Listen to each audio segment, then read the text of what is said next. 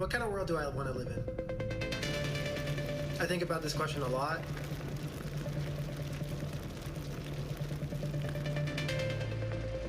For our generation and for specifically my group of people, which is refugees, the circumstances might dismantle any vision of the future that we have.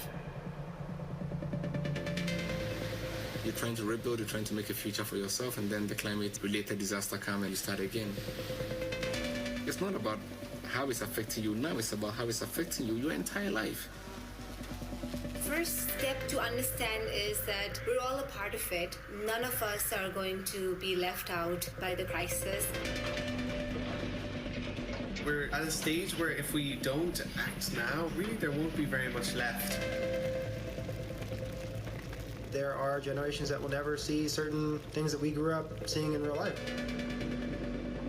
We have to start treating this like the emergency it is. To achieve the 17 Sustainable Development Goals, we have to go from an intention to a serious commitment.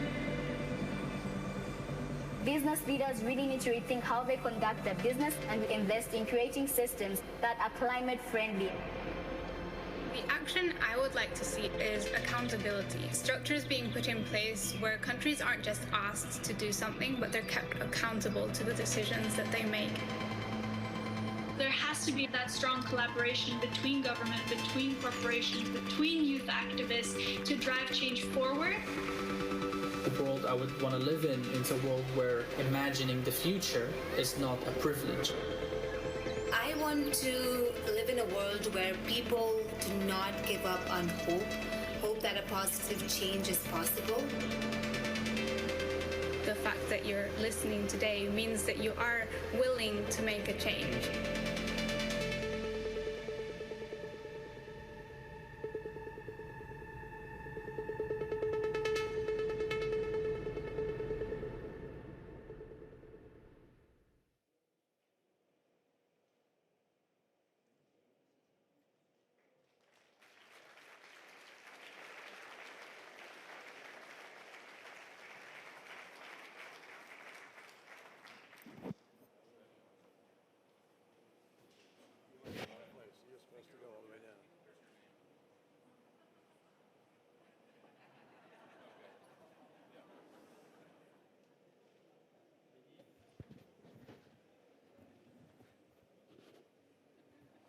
Thank you, Mark, for being so vigilant and shows the agility. It's a heavy subject.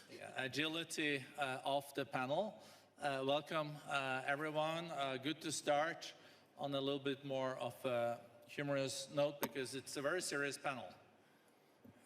At least a very serious topic with the most important players in the climate field in the world.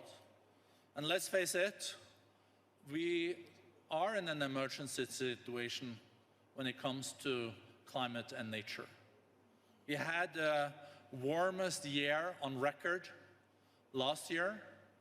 Our planet is on fire and we need to act now. The cost of inaction far exceeds the cost of action. And we just have to understand there is no vaccine against climate change. There's no easy solutions, but the solutions are there. And we can do half of it before 2030 with the technology we do have today, and if we now start to implement what we agreed at COP26. So we have a great panel to discuss this. And as I said, we also have two of the key players from COP26 with us, Secretary Kerry being the climate envoy of the US, and Minister Xie, one of the most experienced Chinese leaders in this, also the climate envoy and former environment minister of China. And the two of them, at the last moment at COP26, showed that there is possibilities for the G2 to still agree on important topics. So I think we should give them a big applause for that. And we are, of course, very interested in hearing what new breakthroughs we can have in the years to come and in the run-up to the COP27 that will be in Africa, in Egypt. Let me start with you, Secretary Kerry. Thank you for your leadership from the Senate and until today on oceans, on biodiversity, nature. We know that a million species are at threat of being distinct. We know that there is so much at stake now, but still we can reach 1.5 degrees if we now start to implement what we have agreed. But last year we saw an increase in the global CO2 emissions. So where do we stand, and what measures can we take, and what measures will the US, under your leadership and President Biden's leadership, take to make the planet a better place for future generations? Well, Borge, thank you very much for the invitation to be here, and I'm delighted to be here with all the members of the panel, particularly with this gentleman. We have spent many hours together over 25 years, and we are friends, despite real differences between our countries, obviously. But we have heeded the admonition of our presidents that we need to try to find a way forward. Climate is not a bilateral issue between the United States and China. Climate is a multilateral, universal, existential issue for everybody. And unless China and the United States together try to find a way forward, and other countries are involved, obviously, but unless we do that, we can't get where we need to go. You say, where do we stand now? We stand on a precipice. And if you pull back from the precipice and do the things we need to do, we have an incredible future ahead of us with the capacity to open up a brand new, unbelievable economy globally in the world's greatest transformation ever as we move to a new energy economy, as we get pollution out of the air, which is what is causing the climate crisis. People forget, greenhouse gases are pollution. And 15 million people a year die because of the quality of the air around the world, which comes principally from fossil fuel burning that is not mitigated, abated. And so we stand on the precipice of being able to move away from that. I think also on the other side of the precipice, you better be realistic. 51 degrees centigrade yesterday in Pakistan, in South Asia. 70 degrees Fahrenheit above normal in the Arctic, and 100 degrees Fahrenheit above normal in the Antarctic a few weeks ago. You can run around the planet, and there isn't any country on the planet that isn't feeling and living the impacts of the climate crisis. Droughts, fires, mudslides, floods, storms with greater intensity that comes from the increased moisture coming from the ocean, which comes from the increased heat going into the ocean, because 90% of the warming of the planet goes into the ocean. And the oceans, they are at risk. The chemistry changing faster than they have in millions of years. And you can't solve the problem of the oceans if you don't solve climate. You can't solve the problem of climate if you don't solve the ocean. And people need to understand that 51% of the oxygen we breathe comes from the ocean. So we're dealing with a crisis here, folks. It's a crisis made by human beings.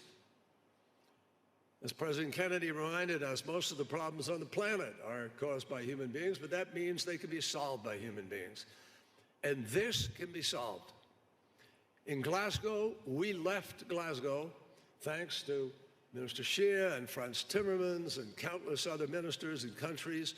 We came together knowing what the stakes were, recognizing that we needed to come together and compromise, find a way forward. But for the first time ever, the whole community of nations that came together said we must reduce the consumption of fossil fuel. We must phase down the use of coal. That's never happened before. We embraced a 1.5 degrees target. And the 1.5 degrees was not something anybody pulled out of the sky or did as a matter of politics or ideology. The 1.5 degrees is based on science. In fact, everything that we think we're talking about doing is based on mathematics, and physics. And it is rare that you can get the kind of certainty about what is happening to us, as opposed to all the investments that countries make. Any individual makes an investment. You can't be as certain about that investment, usually, as you can be certain about what is happening to the planet and why. So we need to move. We need to accelerate. We need to do more. And Xie Zhenhua understands that. He's committed to that, as we are. And we're working together now to try to find the way that we can move forward. 20 countries, ladies and gentlemen, equal 80% of all the emissions on the planet. Think of it that way. And if those 20 countries can move rapidly enough, we can win this battle. We left Glasgow with 65% of global GDP committing to real plans that can get you to 1.5 degrees. That means 35% did not join that. And what we need to do now is help some countries that need assistance to be able to make the transformation do it. So we're working. The United States is working together with Germany and Britain and France, other countries, UAE, with India, with South Africa, with Indonesia, with Vietnam, with Mexico, with other countries, to help them to get the investable financing and the technology that will help them make this transition. I am absolutely convinced we will get to a low-carbon, no-carbon economy on this planet. I cannot tell you I'm convinced that we will get there in time, that we will do what the scientists told us we must do 4 years ago, which was reduce by 45% minimum over the next 12 years. We lost 4 of those years, and you all know why. Now we didn't lose them completely because other nations kept going and people kept doing things, even in America. But we didn't have momentum. Now we have momentum, and we have the ability to be able to actually keep the world at the degrees we're aiming for.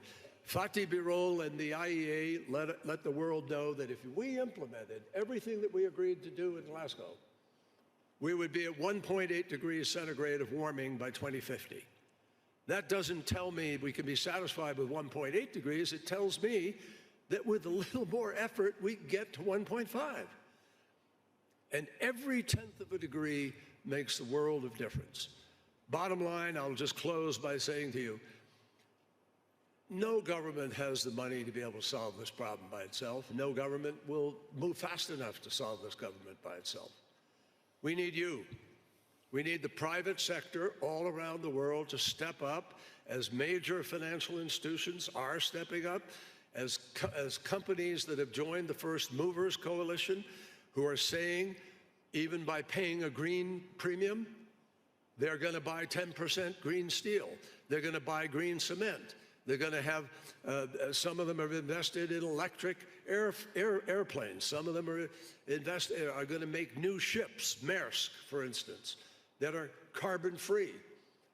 We're starting. We're on the move.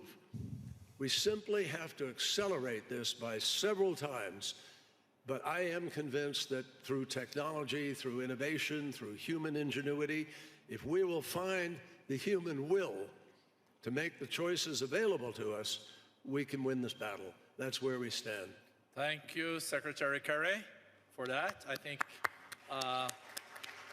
you deserve a great applause. And Minister Chair, welcome to you. And thank you also for your leadership at COP26 and on the environment and climate for decades. You heard what Secretary Kerry said about that we have to accelerate this several times just now.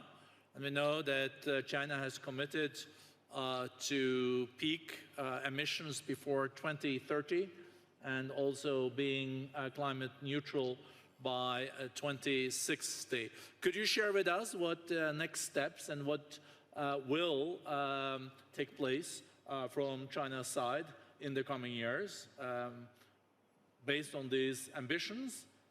Can it be accelerated? And do you also feel that the collaboration from Glasgow between Secretary Kerry and yourself could be continued in the run-up to COP27? Minister, and welcome. Thank you, Mr. President. And thank you, Mr. Kerry, for your remarks. And actually, among the audience, and I have a lot of friends there, so hello to all of you. When we deal with climate change, the Chinese government actually has been persistent in our perspective. In January this year, which is the video meeting, President Xi said that we should work together to overcome the crisis and to achieve the win-win situation, and we should also work together to solve the crisis, and we need to make contribution to our future. And last September, and President Xi also put forward a new initiative was main message is that we should push forward a more robust green transition and green development. So global and green development is one of the key themes. Facing with the common future of humanity, every party should make their contribution so that we can deal with the crisis and the situation. So only by cooperation can we find the solution. So actually China has taken proactive and concrete actions. And the President Xi actually also put forward dual carbon goals. Like President Brendan mentioned that we do have goals of carbon peaking and carbon neutrality. Actually, we should remember that when we talk about the year 2030 and 2050, our commitment is before 2030, before 2060. And so to achieve our goals, a leading group has been established, and we also have formulated 1+N policy framework. And this N element means all stakeholders should do something to make their own contribution. 37 different sectors announced their measures to counter the climate change, which will optimize our energy mix. We will further establish the global carbon market. Our transition toward the green energy is now very common in China. China is constantly promoting the climate governance of the world. President Xi is very engaged in this agenda. China has made an important contribution in the Paris Agreement, and we see a very good collaboration between the U.S. and China, so that we have achieved great success for the Paris Agreement. In the 2017 WEF conference, President Xi mentioned that the Paris Agreement is our future direction, and we cannot abandon it. Together, we're again meeting up each other in Davos. We're facing greater challenge than before, as Mr. Kerry mentioned. Here, we would like to urge all countries to work together, overcome the challenges in front of us. We have to turn our pledges into concrete actions. We have to follow the principles of Paris Agreement. We have to reinforce our actions. We have to implement the goals of Paris Agreement by working together in order to have a win-win situation in our global governance of climate action. Thank you very much. Thank you very much. I will come back to this a gentleman, but let me now turn to Elizabeth Batuti. I heard Elizabeth speak at COP26 as a young climate activist.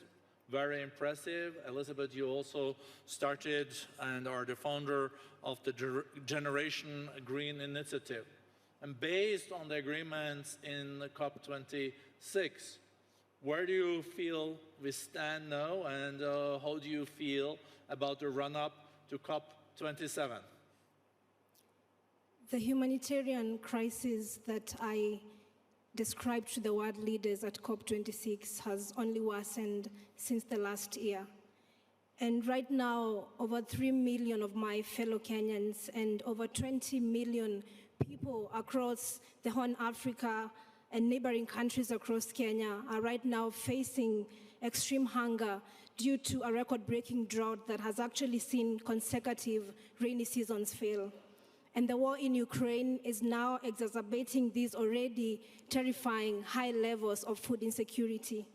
And just over a week ago, I visited Wajir County, which is a county in northeastern part of Kenya. And what I witnessed there was a deeply shocking example of the suffering that the interconnected climate, nature, and food crisis is already bringing to bear across the African continent. I saw dead and dying livestock, the goats, cows, camels. All these are livestock that this community depend on for 80% of their livelihoods. But right now, they are not able to meet this because of the drought situation. The decimated wildlife, wild animals that have to walk for long distances to find water but end up losing the battle at the end of the day. And the hungry and desperate people who are also losing hope for their future. The reality of climate change is here, and it's getting worse. And it's getting worse because we're not taking the clear and concrete actions that science says that we must take in order to turn these around. And we know that we must break our deadly reliance on fossil fuels and also invest massively in a clean energy future and also ensure access to energy for all. We also know that we have to transform our global food systems, and we also have to raise our ambitions to limit warming to 1.5 degrees and assist others as well to meet this challenge by mobilizing finance and resources, including a separate finance facility for loss and damage. My message to the world leaders ahead of COP27 is still unchanged. Open your hearts and feel the immense suffering that our way of doing things is causing, and then act at the scale and speed needed to turn things around. This is not just a moment of compassion. This is a moment of action and reform. And what we will gain by solving the food, nature, and climate crisis together will be improved health, security, and also well-being everywhere. But we have to act with urgency. We have to fix this problem right now because frontline communities are not waiting for the impacts of climate change to hit in the future. It's happening right now, and the best that we can do is to fix this right now so that we can actually save all of humanity. Well, very good.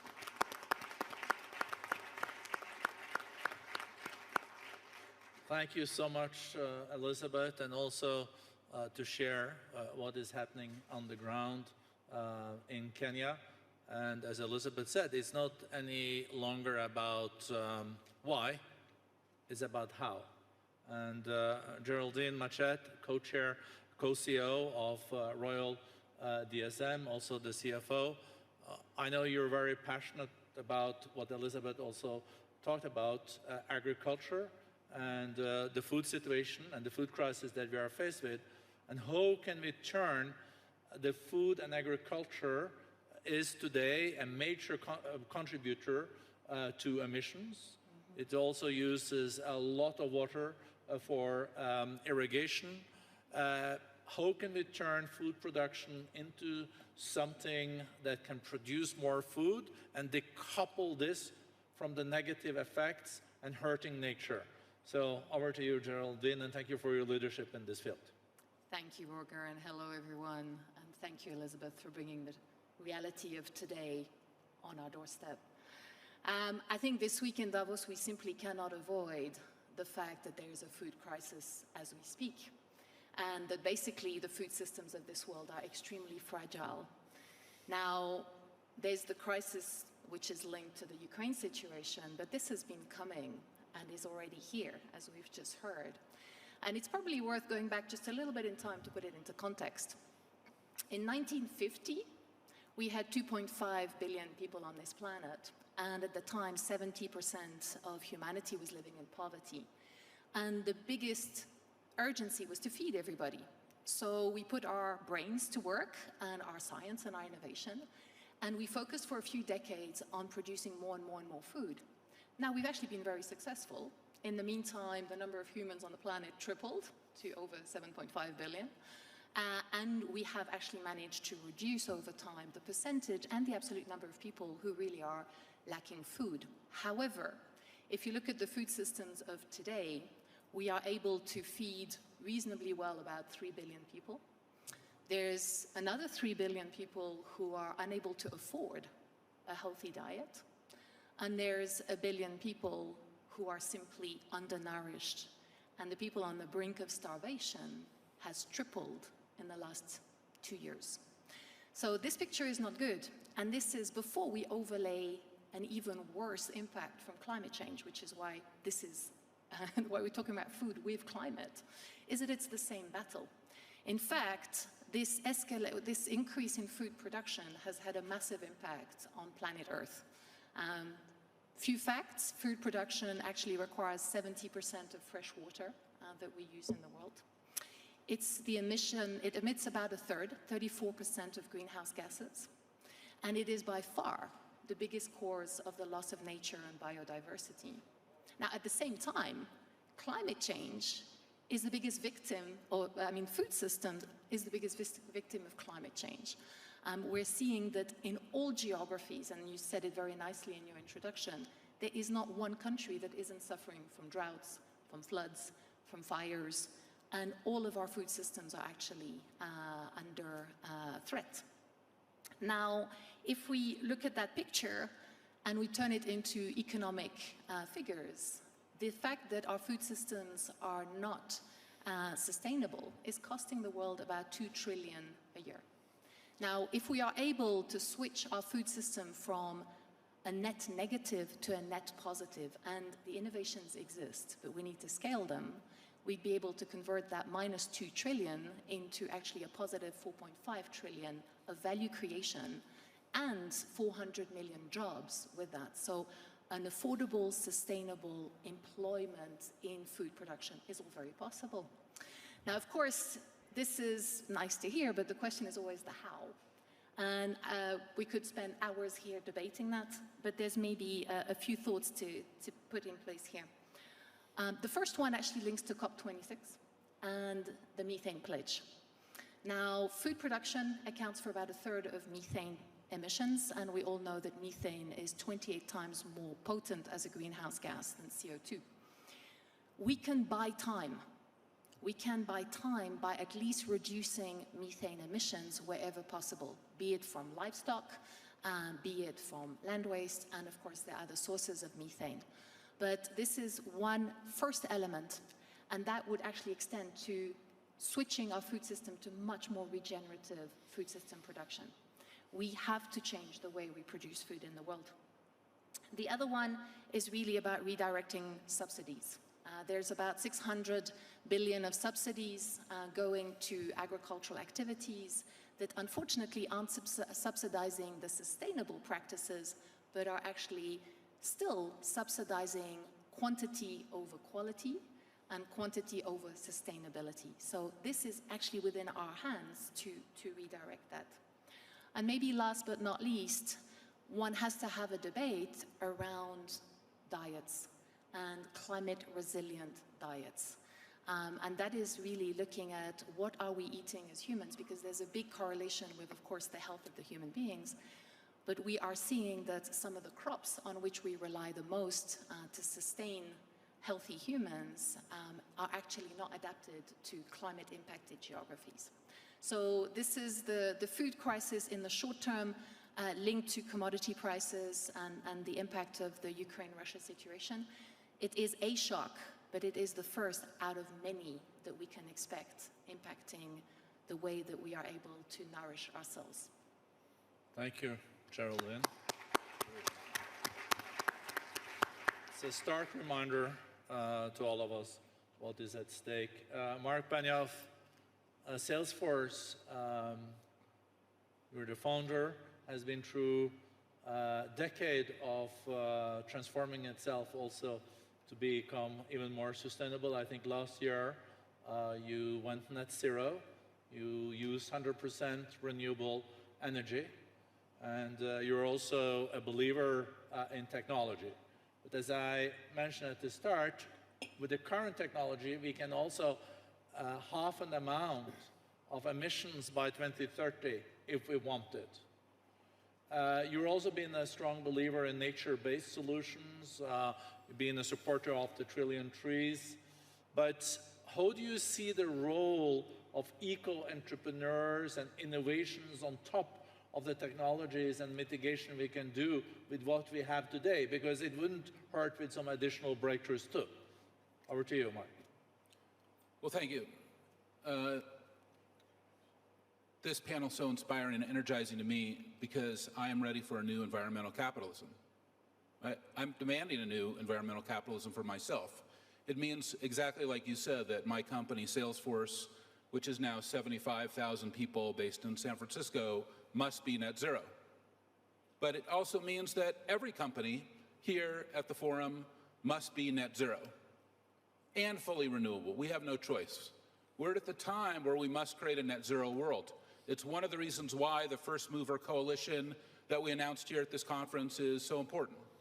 That we announced that we were going to pre-buy $100 million of capability to extend our net zero status. And so many other companies as well. And I hope that every company will join us. It means that not only do we have to be net zero and fully renewable, it also means that we have to do everything we can to sequester 200 gigatons of carbon that's already out there, which is why we created the Trillion Tree Program. By planting 1 trillion trees, we can sequester 200 gigatons of carbon, and we must because we had 6 trillion trees, but as the world, we have deforested 3 trillion or half of our trees. That's 600 gigatons of carbon banking. We must put that back. It's one of the reasons why I'm so excited that we saw not only the governments of China and the governments of the US this year make major commitments to invest in trees and carbon sequestration, and creating, exactly as the minister said from China, so articulately, carbon markets, so that we can enable and energize a new ecopreneur revolution. We see these technologies, exactly like you said, and so many young people here today who are building new companies that maybe they were like me, entrepreneurs, but now they are ecopreneurs focused on the environment. I was just in Sydney, Australia with one of these ecopreneurs. Guy Hudson has a very exciting company, Loam Bio, building a new kind of biological, that when you plant your soybean crop, you also plant it with this biological substance made out of mushrooms. What does it do? It doubles the soybean crop. It requires less fertilizer. It sequesters more carbon than ever before. And these types of technologies and these new companies, this is what we need. We need this kind of next generation of innovation. So I'm ready for a new environmental capitalism. And I hope that Salesforce can be an example that we can create great companies. This year, Salesforce will become the 3rd largest software company in the world. And as we enter the Fortune 100, we're doing it as net zero. I hope that it motivates every company here to do that as well. Thank you. Thank you, Mark. And Thank you for coining this environmentalist capitalism. I think this is something that can inspire. Also, thank you for your leadership in the First Movers Coalition that Secretary Kerry, President Biden, and the World Economic Forum launched at the COP26. This is really a coalition where 54 of the leading companies in the world, including Salesforce, the Apples of the world, the Amazons of the world, say that they commit then to say that their suppliers have to green and leave less of a CO2 footprint in their production, or they will not buy. That sends a very strong message, and it can accelerate also new technologies doing this. But let's come back to the Secretary and the Minister. It's so much of the future of the planet is in your hands. US and China is almost 50% of the global economy, and we know how powerful it is when you can agree. Before Paris, where you both played such an important role, we were on a track to a 4 degrees increase, 4 degrees.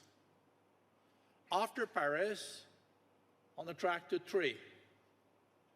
After COP26, when you did agree, we are now on a track, or potentially on a track, to 2 degrees. Not where we need to be, because that's 1.5, but no, we have to agree, and we have to implement the necessary measures to get to 1.5.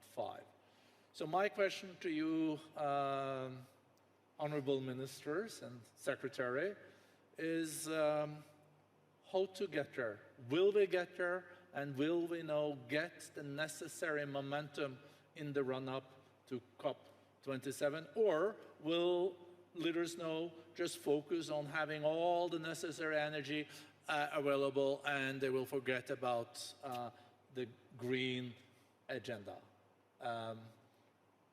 Maybe Secretary Kerry first?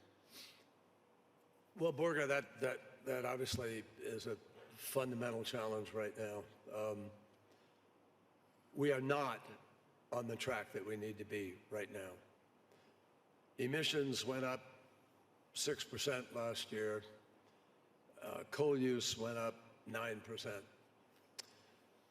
Wrong direction, folks. That's before Ukraine. Before Ukraine. Now Ukraine is being used as a lever to make the argument that, oh, wow, see, you got to have this energy security, which we do have to have. Nobody doubts that.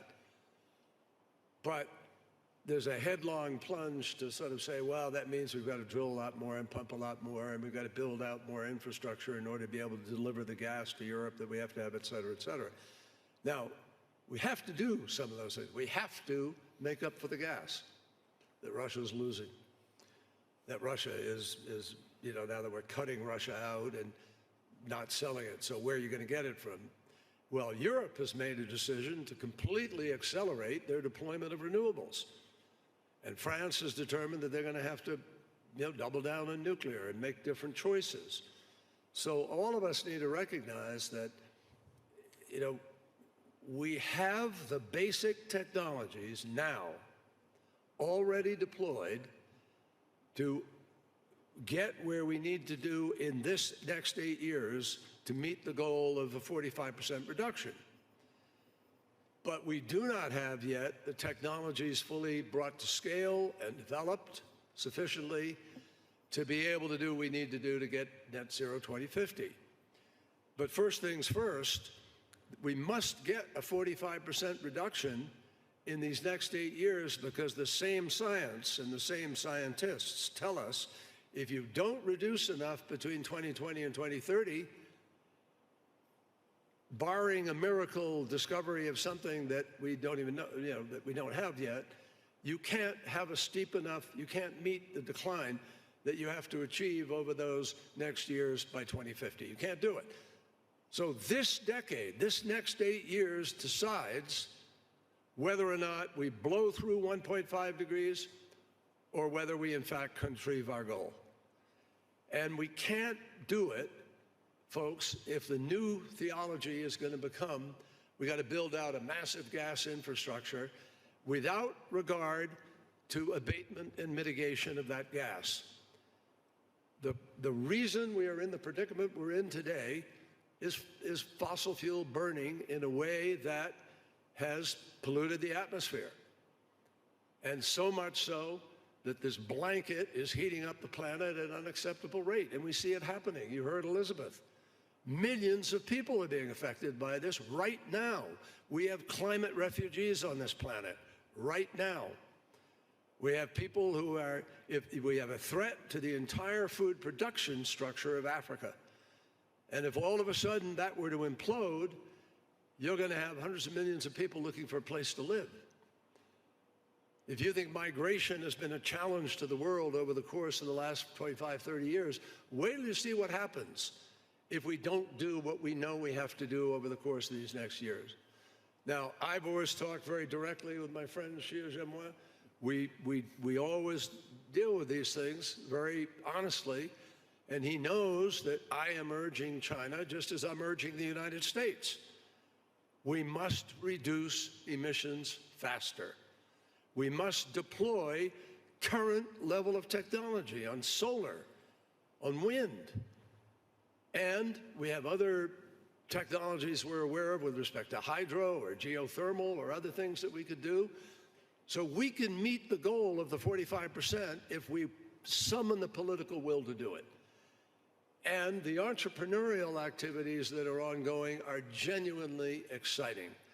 I was in California recently looking at what was happening with Google X, what was happening with our laboratory and fusion, where, by the way, they have made genuine new breakthroughs and there are new possibilities.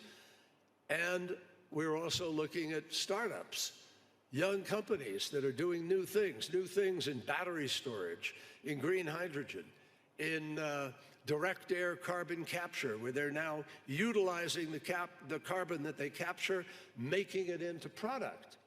This is the future. And if we will commit to that wholeheartedly and not make the mistakes of the past by building out a 30 or 40-year infrastructure of fossil fuel that is not mitigated or abated to the levels near what we need, that would be a catastrophic mistake and a guarantee we blow through the 1.5 degrees, and God knows what happens even with 2 degrees and beyond. This battle is being fought now for the next 8 years to determine whether or not we can achieve net zero by 2050. And we need China to join with us. And I hope in these next months that Xi Jinping and I, and it's not the two of us who are as important as Borga has made us, it's President Biden and President Xi. And it's their determination about what we will do that can make the decision as to whether or not China can accelerate its ability, which it agreed to work with us to do. We've already crossed that bridge. China said it's prepared to work with us to try to accelerate the transition from coal. And China also has agreed they're going to go after methane. Methane, my friends, is so critical. Now, because of permafrost thawing in Siberia, in the tundra, in Alaska, you could light a match over bubbles coming up out of the water and the water will burn. Light on fire. That's methane. And the problem is methane is 20 to 80 times more damaging than CO2. And it's the easiest thing to begin to fix. It's low tech. It's plumbing. You fix pipes that leak. You fix connectors that leak. You plug the holes of wells that you used to use, but you don't leave them open. You stop flaring. You stop venting. There's as much gas being flared and vented now as Europe gets from Russia in a year. So we can do this. And I hope Xi Jinping and I will be able to take what we've done in the last 2 COPs to the level that we need to get to win the battle. Thank you, Secretary Kerry. So, Minister Xie, does Secretary Kerry make sense to you? There's only one answer to that. or maybe be a little bit more precise in my question. Do you agree with him that we must reduce emissions faster?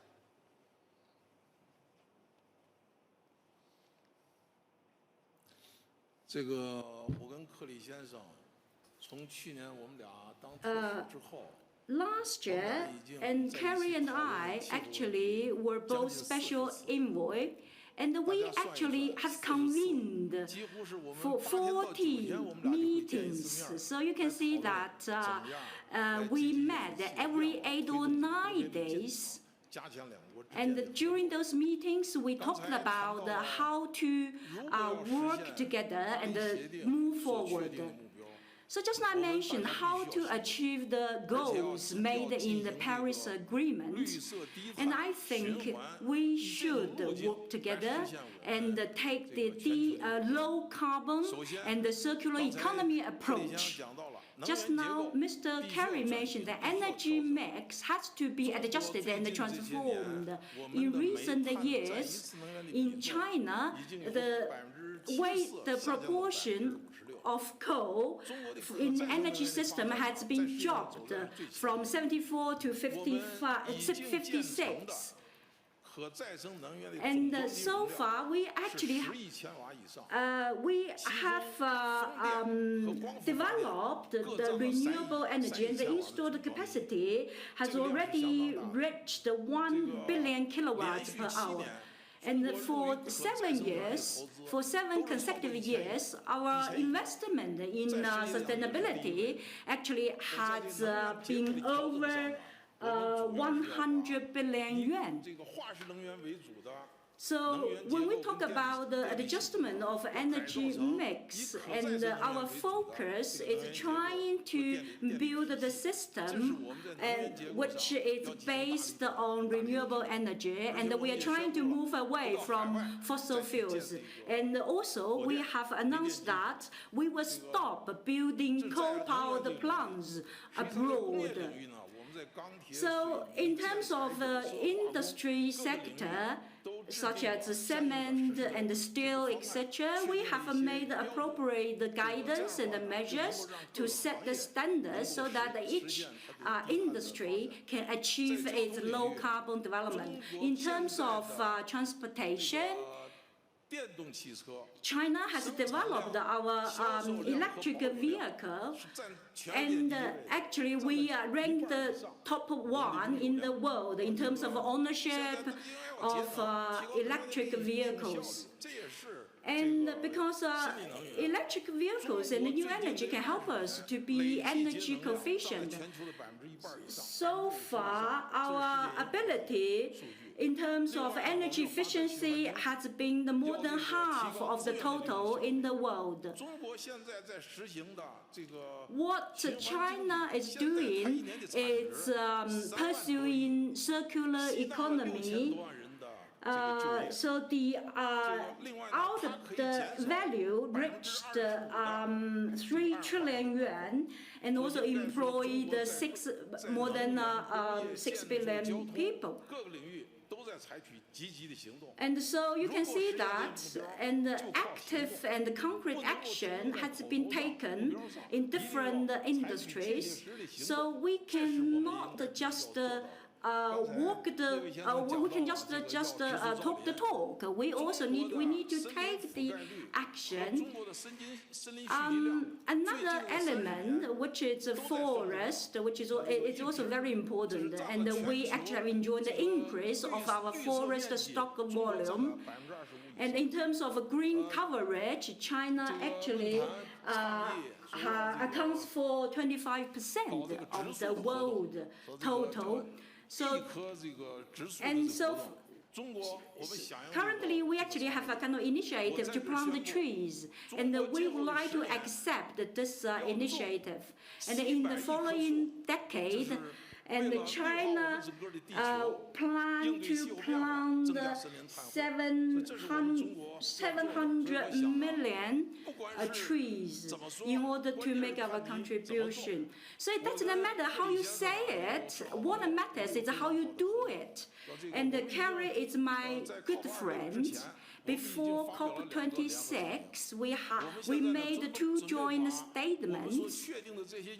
So what we will do now is to change those commitments and our joint statement into action and the cooperation between USA and America. So in the end, to conclude, the action is very important. Thank you very much.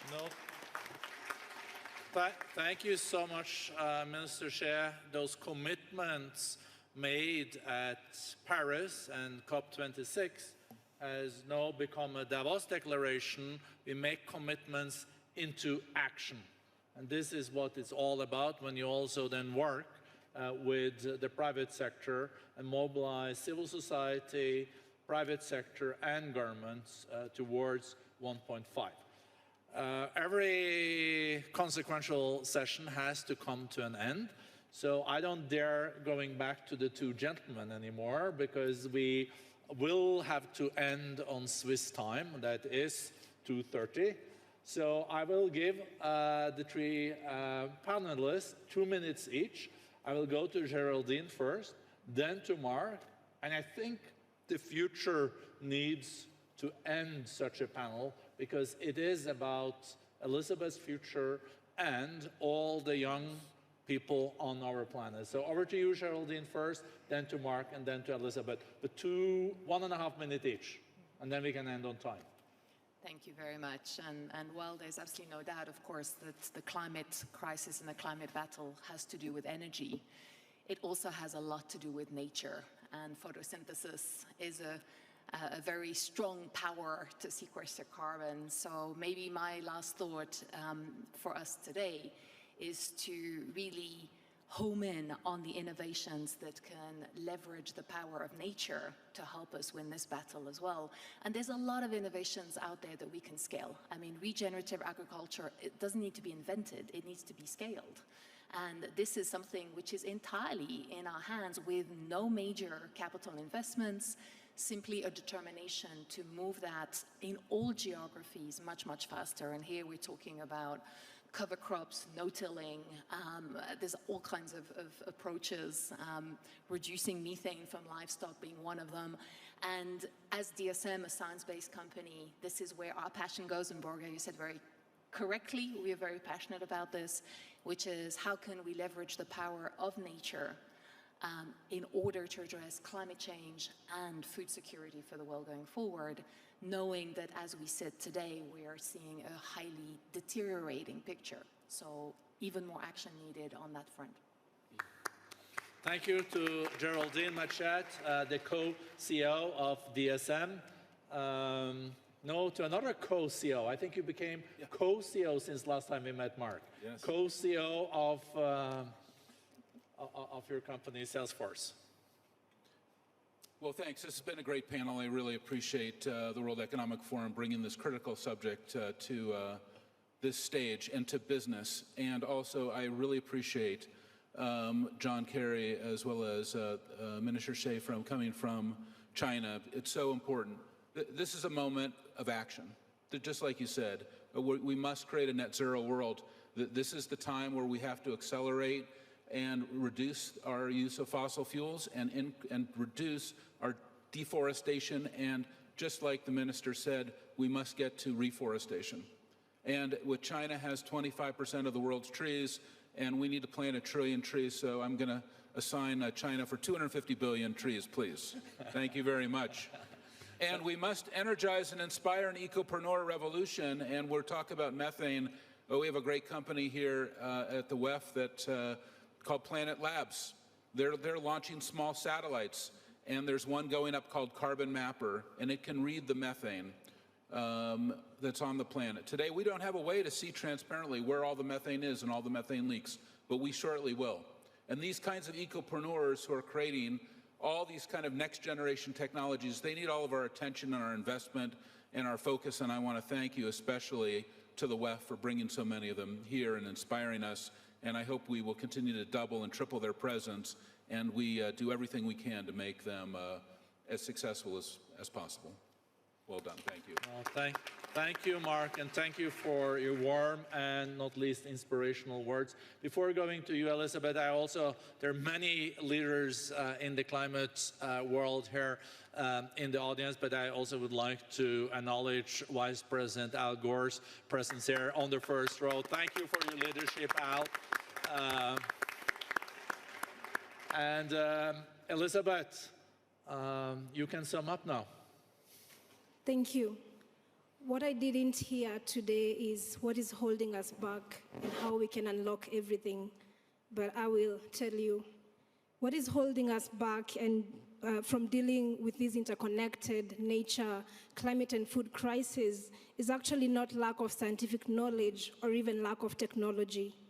These are human problems, and the solutions to them lie in the human mind, heart, and human head.